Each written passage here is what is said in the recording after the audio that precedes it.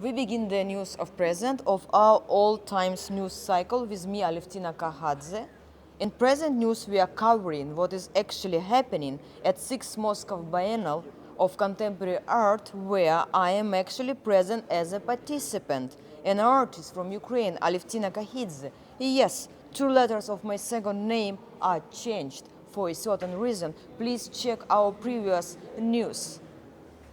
Anyway, now I'm going to have a brief talk to Yves Mess, artist from Belgium, also a participant of the present event, 6th Moscow Biennial of Contemporary Art. You know, I'm working here as a hell.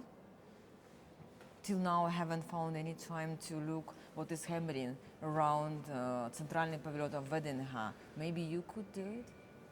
Yes, I've been here a few times in the past, and now I've spent a lot of time on the site, on the fairground, and I've seen several pavilions, and one that I find really beautiful and remarkable is the Ukrainian pavilion, which might be interesting to you. And the way it is planned in the exhibition site is quite significant, I think, because we are now in the pavilion number 1, the biggest central pavilion.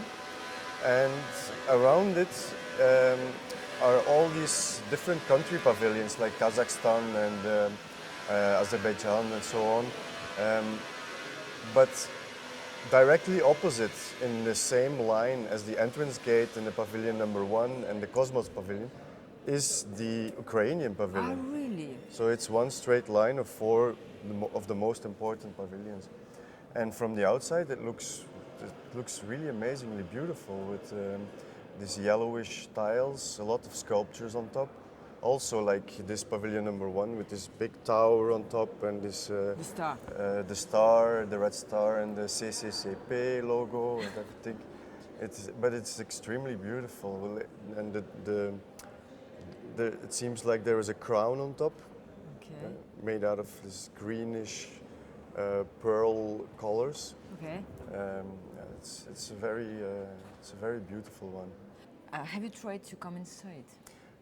I tried. I thought there was an exhibition because they announced something like that on the outside, but the doors were closed with really heavy chains and locks. And I tried to look inside between the doors, and it seems empty. Oh, really? What do you think about this? There is some meaning behind that.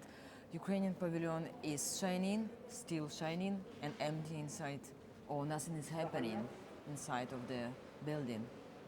Well, I don't know. It's the idea of the all-union agricultural exhibition in the past was to show all the states of the great USSR, and it seems that there is in a lot of pavilions reconstruction going on, restoration works, but not in the Ukrainian pavilion. And also in most of the pavilions, I think there is, you could say that it's not a historical restoration, but more like an ideological restoration. Ah, interesting. Let's imagine if the 6th Moscow Biennial of Contemporary Art would happen there. Well, in fact, I heard from Bart de Bare, the curator of this biennial, that he was looking for different pavilions where to host the biennial, and he told me that his eye fell on the Ukrainian pavilion because it was empty and usable. But then the directors of the board of this park, who work in the park, decided to give the pavilion number 1 instead of the Ukrainian pavilion. So that's why this biennial is happening here.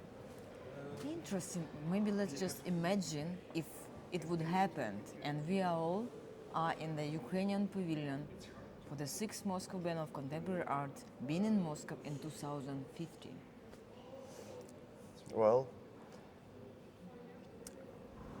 I would say that it is and was too difficult. And maybe now it even functions better, being empty, and it's like a different metaphor. It's like empty and it's closed off, sealed with heavy chains. and a heavy lock. So And if we are there, artists. I mean, can have some kind of social function as a symbol, but that is all, I think. And I think art can be much more powerful in non-engagement than in social engagement. See you next time with Present News.